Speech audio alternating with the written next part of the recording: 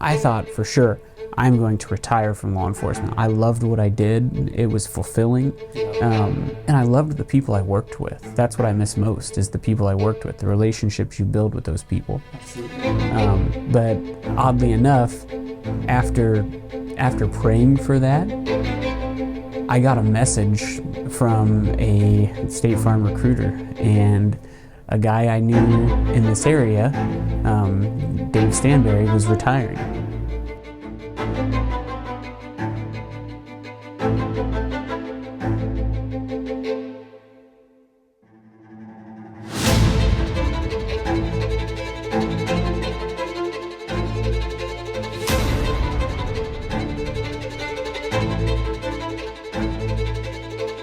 Hello and welcome to another episode of the Community Spotlight, where I interview local businesses that I know and trust and introduce them to you. Today we're over here on Agency Street across from Hy-Vee at Ken Petersen State Farm. I'm pleased to have Ken Petersen and my awesome brother-in-law to introduce to you guys, and he's just going to tell us a little bit about his history and a little bit about what they're doing here. So without further ado, Ken, thanks so much for coming on. Yeah, absolutely, man. Thrilled to be here. Absolutely. So again, we go way back because you're my brother-in-law, and so I know a lot of your story, but the other people in the community might not. And so if we were to just jump way back, could you tell us a little bit about your history so I don't want to give everything away, but you weren't always in insurance. No. And so can you kind of go back to maybe just after high school and tell us a little bit about your upbringing and what brought you through to where we're at today? Yeah, so you're right, I wasn't always in insurance. In fact, when I got out of high school, I joined the Marine Corps. I was in the Marine Corps Infantry for 4 years and had the opportunity to do a lot of traveling, and all on the Marine Corps' dime, which was awesome. So, but really enjoyed being able to serve our nation in that sense. And then when I separated from the Marine Corps and moved back here to Burlington, I was able to get into law enforcement. And so I started with the Fort Madison Police Department and eventually was offered a position at the West Burlington Police Department.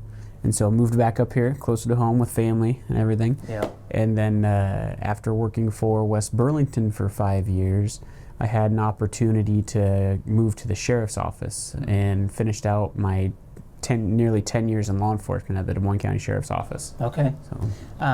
So obviously, being in law enforcement for 10 years, you've got to at least enjoy it a little bit to stick with it that long. And I think almost that whole time you were on night shift. Mm-hmm.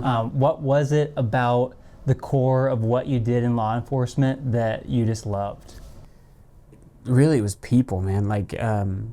I absolutely loved working with people and being able to bring peace into the chaos and bring in some order to the chaos. It just being someone that people could look to in their times of struggle, and being able to bring in that calm presence that said, hey, we're gonna be okay, let's work through this together. Yeah. We're a team, let's figure this out. I loved that aspect of it. I loved being able to work with the community and being able to give back to a community that's invested so much into me. Yeah. I think we have some really good people in law enforcement here locally. And I really think that's a testament to our community and who we are in southeastern Iowa, because most of the men and women in law enforcement in our area are from our area. We don't have a lot of external people. It's mostly people who have been born and raised here. Yeah. And so there are people who have grown up in this community who love it and want to give back. And I think that's one of my favorite things about law enforcement, is just being able to serve other people. Yeah. Well, they definitely miss you because you did a great job. But it's awesome that you're still here, so you still get to interact with a lot of them. How did the transition from law enforcement to insurance go? Because people don't often link the two. So what was that like for you? Yeah, and you're right. People don't link the two, and I've been asked several times, man, that's such a huge change. Yeah. I'm like, you're right, it is. But at the end of the day, I'm still serving people. Mm-hmm. And now, instead of protecting people physically, I'm helping to protect them financially and I'm helping to protect their assets, what they have, what they've earned in their life. Yeah. And then I'm also helping them to plan for futures. I'm helping them to realize dreams. I'm helping them to set plans in motion for retirement, so that when they do retire, they can travel, they can see family, they can spend time with the grandkids. But yeah, it came to at a point, like you said, I'd been working nights for almost 10 years, and some people can do that, and more power to them. It's a lot to be on a different schedule than everyone else in your life. And my wife Lindsay and I, we have 3 boys, 13, 6, and 3 right now. I wanted an opportunity to be more a part of their life than I was, because I was just living life on a different time frame than them. And my highest priority in life is to be a good husband and a good father. Like I want to be that for my family. And I had been praying about different opportunities and kind of not really looking around yet, but I put it out there, and I said, Lord, if there's something for me outside of law enforcement, let me know. Because I thought for sure I'm going to retire from law enforcement. I loved what I did. It was fulfilling. And I loved the people I worked with. That's what I miss most, is the people I worked with, the relationships you build with those people. Absolutely. But oddly enough, after praying for that, I got a message from a State Farm recruiter, and a guy I knew in this area, Dave Stanberry, was retiring. And they said, hey, we're looking for somebody to come in behind him and take over that office. And so I ended up reaching out to Dave. And I said, Dave, I've been contacted. What do you think about this? And Dave just laid it all out there and told me, hey, I think this is a great opportunity for you. I think this is something you would really thrive in. And so I started really pursuing it. And 2 years later, here we are. Wow. That's incredible. So obviously, with Dave having been here for so many years and establishing such an amazing culture in the clients that he served and the staff that he had here in the office, again, what was that transition like for you and for Dave when you did take over his office? And then also pairing in with that, what was the feedback that you got from some of the customers that you retained? Yeah, so Dave laid the groundwork for me really well. He started telling people ahead of time, hey, I'm retiring, but the guy that's coming in behind me, you're really going to like him. And Dave set me up really well. Like, he took care of me, and I will always appreciate that. I still see Dave on a weekly basis. We go to a men's prayer group together pretty much every Thursday morning. Cool. And so I've been able to build even more of a relationship with him there. But the fact that he saw enough in me to be telling other people, hey, you're going to like this guy. You're going to want to stick around for him. That meant a lot to me. That's awesome. And then the level of excellence that Dave and his team had with serving people, we wanted to be able to continue that. I always tell the girls here in the office, and say, hey, we are a service first office. That's our mentality, is we approach everything with, how can we serve you? What can we do to make life a little bit easier on you? And so that's how we move into every situation, is, hey, how can we be useful here? What can we do for you? And Dave set such a high standard with that. And I hope that we're living up to it. And I've got a lot of good feedback from customers that say that we are. They, with change, people are always a little bit nervous with change. But we've got a lot of compliments on just how caring, how responsive, how attentive we are, how quickly we get things done for people. And not only from existing customers, but we've been able to grow significantly in the last 2 years. That's awesome. And so, our just the referrals and reviews that we've gotten from current customers have extended to new people coming in and saying, hey, I talked to so-and-so. They said you guys do a really great job. Nice. And so that's another testament to like laying that groundwork of building good relationships and serving people and being genuine about it. Yeah.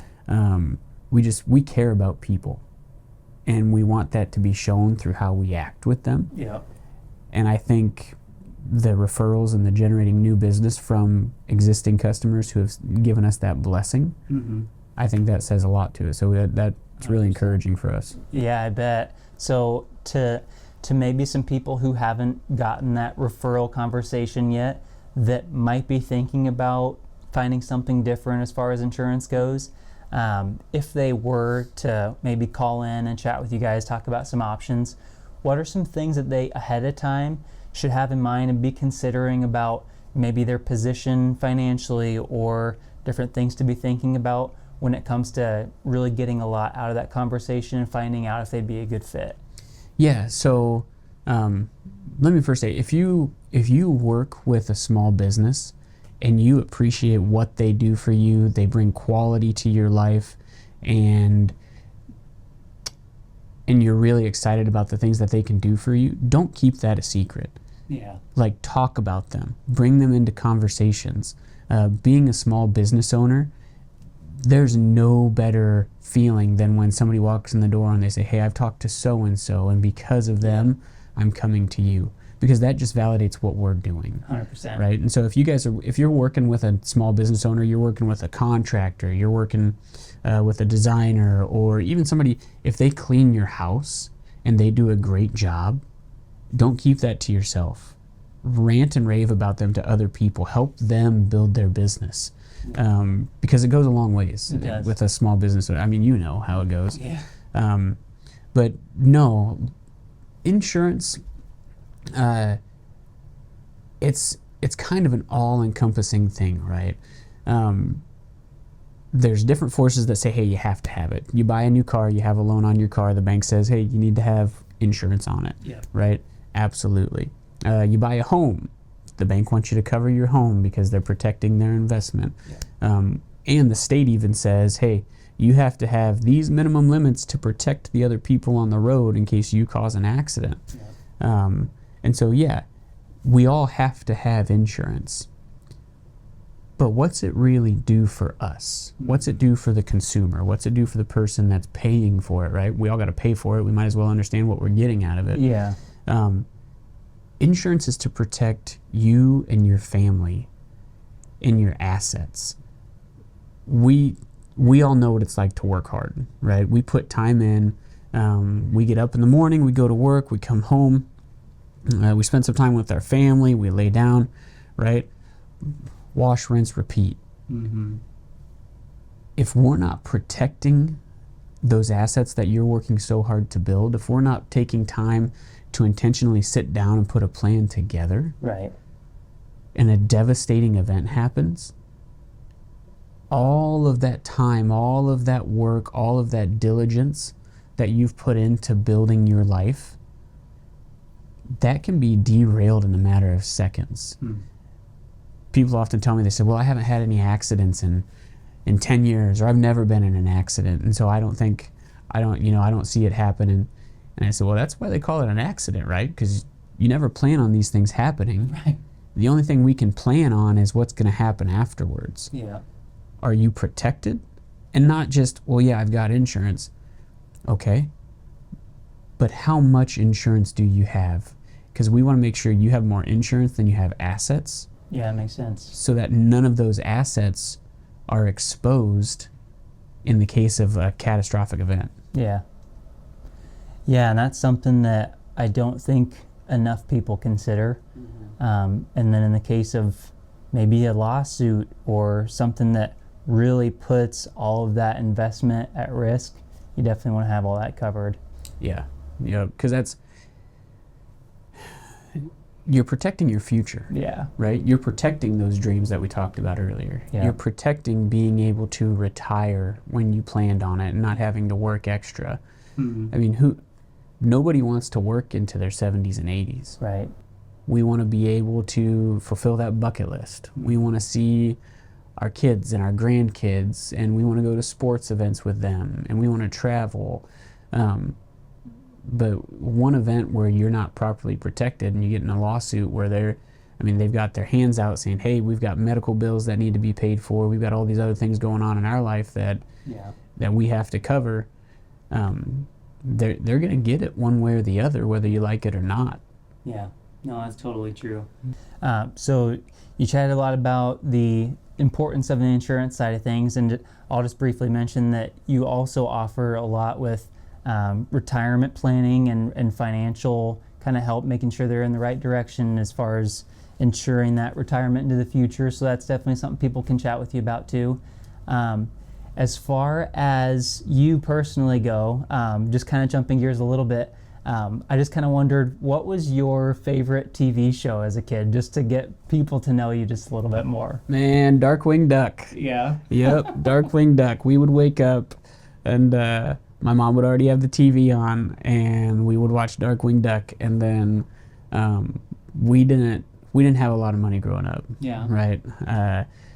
But my mom always found ways to make things work. Yeah.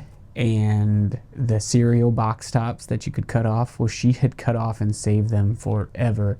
And she sent them in, and she got my brother and I the Darkwing Duck underwear. Nice. And I remember thinking those were the coolest things. Well, they are. My mom was like, Kenny, you have to take those off so we can wash them. And I love them, man. Yeah. Yep. It's hard to take off something you love. I know. That's great. And then, so obviously you've got an incredible family, wife, kids. Outside of the office, after office hours, where could people expect to find you? What do you guys like going out and doing? What makes you guys you in that regard? Oh man, we are outdoors people, 100%. We're either at the Recplex, on the turf, or we're at the pickleball courts. Or we do, if it's outside and we can be there, we're doing it. Yeah. We love being out in the sunlight. Heck yeah, no, that's awesome.